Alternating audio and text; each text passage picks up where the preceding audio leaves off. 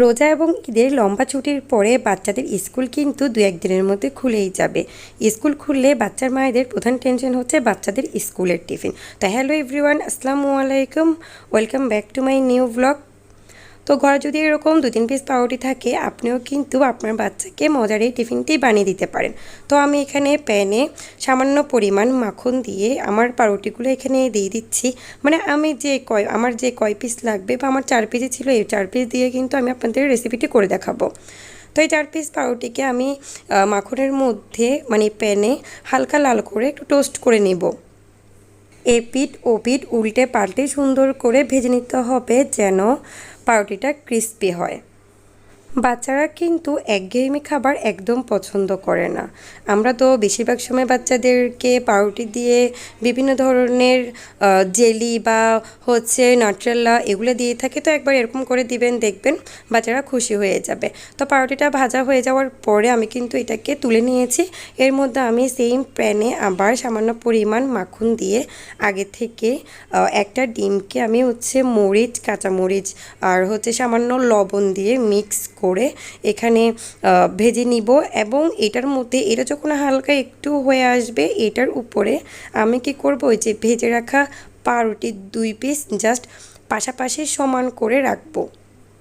আমরা যেভাবে স্যান্ডউইচের শেপ দিব আর কি। আসলে এটা জাস্ট একটা নাস্তা দেখতে লাগবে স্যান্ডউইচের মতো, বাচ্চাদেরকে আকৃষ্ট করার জন্য, বাচ্চারা আগ্রহ নিয়ে খাবে, জাস্ট এই জন্যই করে দাও। আমি প্রায় সময় আমার বাচ্চাকে এরকম এটা সেটা রেসিপি করে দিয়ে থাকে, ও কিন্তু খুব আগ্রহ নিয়ে খায়। তো এই যে আমি কিন্তু সুন্দর করে এটাকে ফোল্ড করে নিয়েছি। তো আবার সেম প্যানে মাখন দিয়ে এখানে কিন্তু আমি আবার ডিম যেটা ছিল বাকি এটা আবার দিয়ে দিয়েছি। দিয়ে দেওয়ার পরে এই ডিমটাকে একটু ছড়িয়ে নিব। ছড়িয়ে নিয়ে ডিমটা যখন হালকা হয়ে আসবে, এখানে পাউরুটি বাকি 2 পিসও পাশাপাশি রেখে দিব।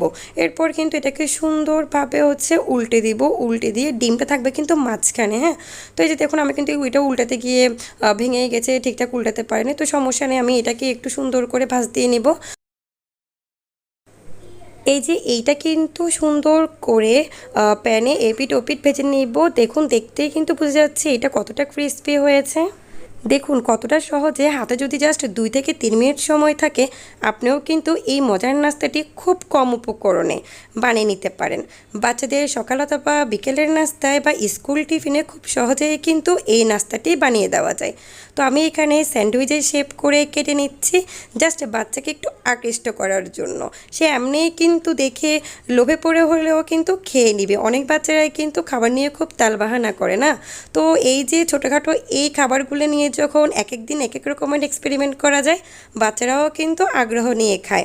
তো ভিডিওটি এখানেই শেষ করছি। সবার যদি ভালো লেগে থাকে তাহলে একটা লাইক দিবেন, কমেন্ট করবেন। ভালো থাকবেন, আল্লাহ হাফেজ।